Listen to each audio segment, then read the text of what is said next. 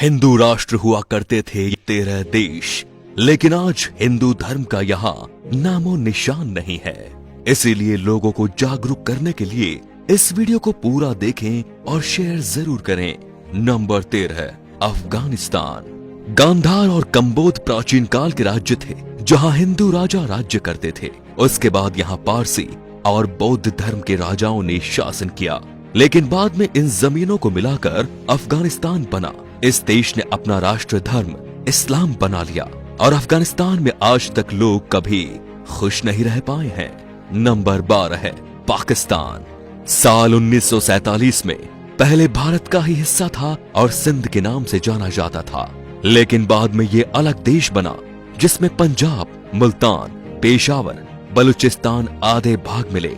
पाकिस्तान ने अपने देश का धर्म इस्लाम रखा। आज भारत का सबसे बड़ा दुश्मन यही है और आतंक की फैक्ट्री चलाता है। नंबर 11 है बांग्लादेश।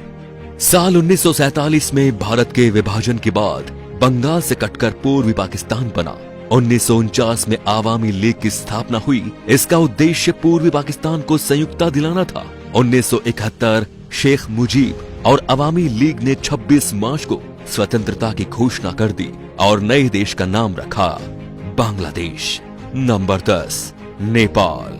आज नेपाल एक स्वतंत्र राष्ट्र है। कुछ साल पहले यहाँ हिंदू राष्ट्र हुआ करता था, लेकिन ये भी एक सेक्युलर राष्ट्र घोषित हो गया। प्राचीन भारतवर्ष में नेपाल भारत का ही अखंड भाग था, जिसे देवघर कहा जाता था।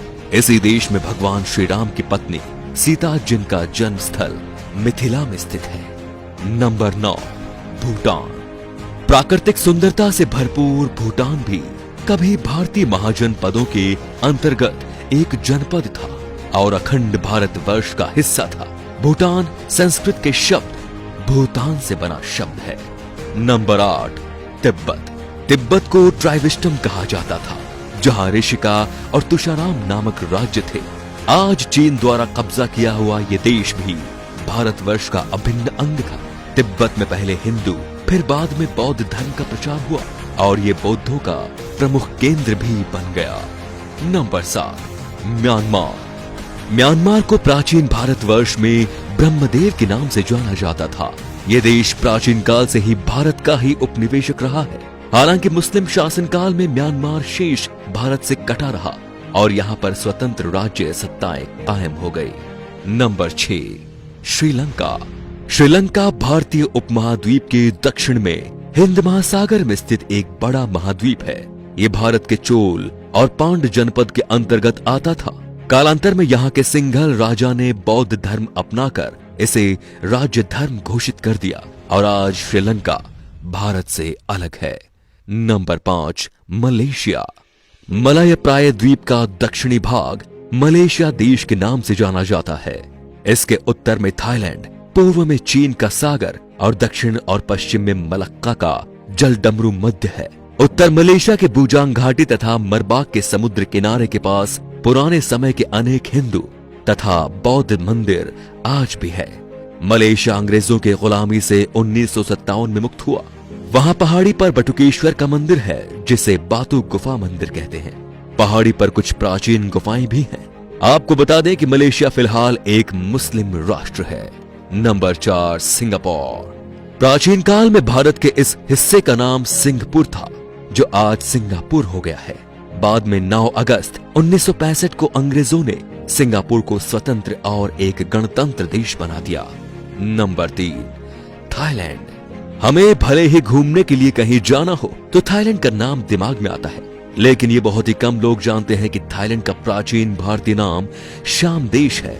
प्राचीन काल में यहाँ हिंदू और बौद्ध धर्म और संस्कृति का एक साथ प्रचलन था, लेकिन अब ये एक बौद्ध राष्ट्र है। खैरात के दक्षिण पूर्व में कंबोडिया की सीमा के पास उत्तर में लगभग 40 किलोमीटर की दूरी पर यूरीराम प्रांत में प्रशांत फनाम रंग नामक सुंदर मंदिर है। Number 2, Cambodia.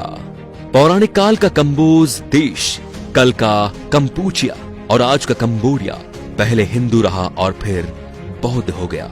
विश्व का सबसे बड़ा हिंदू मंदिर परिसर तथा विश्व का सबसे बड़ा धार्मिक स्मारक कंबोडिया में स्थित है।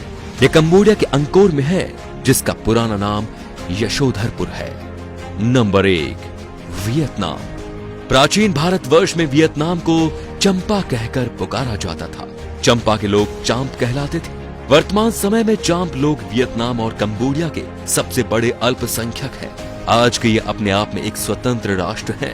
भारतीय इतिहास के अनुसार भारत के सम्राट विक्रमादित्य संपूर्ण अरब को जीतकर अपने साम्राज्य में मिलाया था। भारत में आज जिस तरह लोग जात पात में बट रहे हैं, उससे हमारे देश को खतरा है, क्योंकि हमारे देश पर राष्ट्र विरोधी ताकतों की बुरी नजर है और वे हमें आपस में लड़ा रही हैं। इनसे सावधान रहना सीखें, नहीं तो हमें आज नहीं तो कल और कल नहीं तो परसों पछतावा तो होना ही है। तो दोस्तों, इस वीडियो को आग की तरह फैला दीजिए ताकि पूरा हिंदुस्तान सावधान हो जाए। Thank you.